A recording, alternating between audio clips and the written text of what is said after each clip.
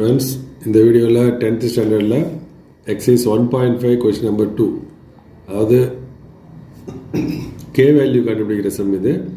Find k such that f dot g is equal to g dot f ன்னு கொடுத்துருக்காங்க. f of x function 3x plus 2 g of x function 6x minus k. இது ரொம்ப சிம்பிளான concept. First function எழுதிக்கிறோம்.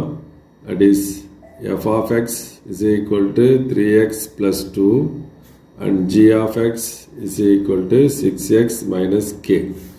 By given f dot g is equal to g dot f. அதாவது என்ன அர்த்தம் இது? f of g of x g of f of x. அப்போ f of g of x function என்ன? 6x minus k equal to g of f of x function 3x plus 2.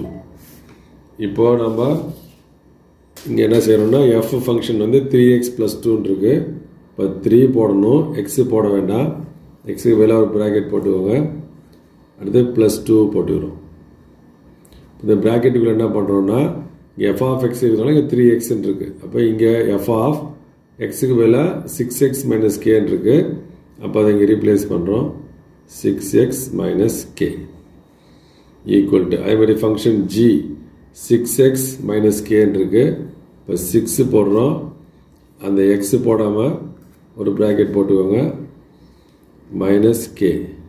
அதில் இந்த 3x plus 2 substitute பண்ணுறோம். இப்போ multiply 6 3s are 18x minus 3k plus 2 is equal to 18x plus 6 2s are 12 minus k.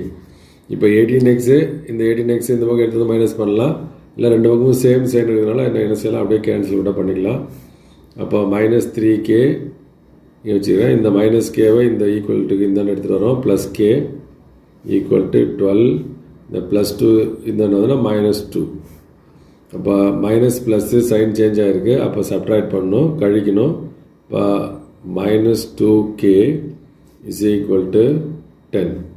இப்போ k is equal to minus 10 by 2, that is k is equal to minus 5, which is the answer.